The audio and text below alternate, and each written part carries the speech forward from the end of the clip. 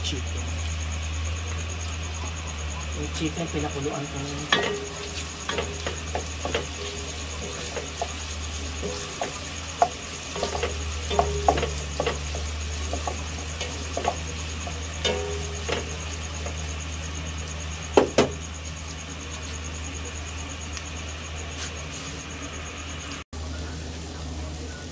Lagyan na po natin ng carrots. Konti lang lulutuin ko, no? Kasi si nanay hindi pa pwedeng kumain. Naka-NGT pa siya.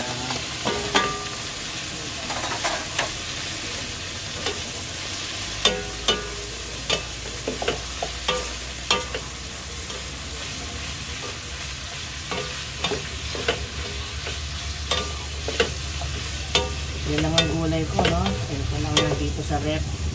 Kung may makikita nyo, pwede.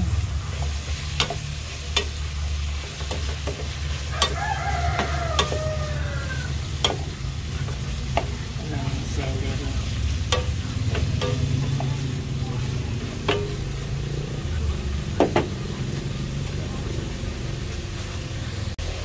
Kaya na tayo ng tubig, ano? Pinakuluan tubig.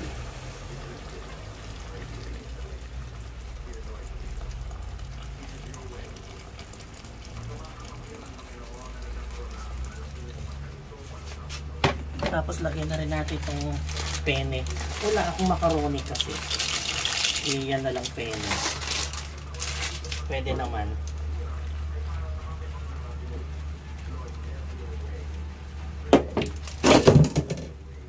Lagyan tayo ng leche, paminta,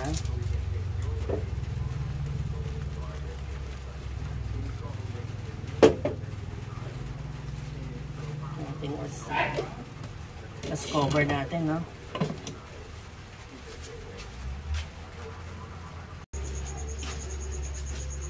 Lagyan tayo ng pork cubes.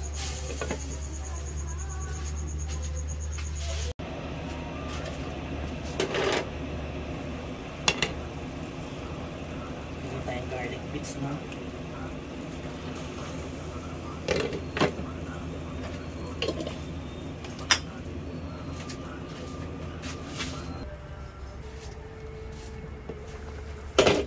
Lagyan ko nga siya ng mixed vegetables. Trip ko lang, no?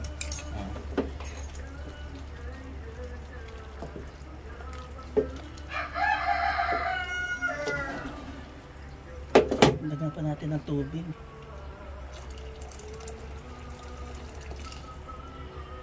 Mga 5 minutes na lang siguro to. Yung noodles na lang naman ang hinihintay nating maluto. Lagyan ko rin siya ng 2 itlog. Yan. Para yun ang breakfast talaga.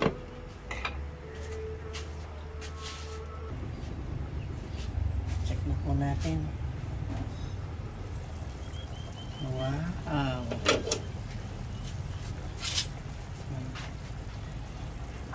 Patay muna natin kalan.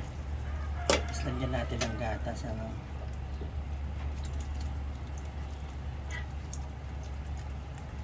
Maliit lang kasi konti lang naman yung ginawa. Ayan, ha? Luto na pa yung noodles niya. At patuloy pa siyang maluluto niya. Tikman na natin.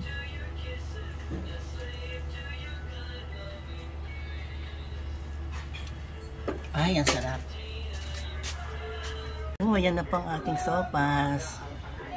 Sarap.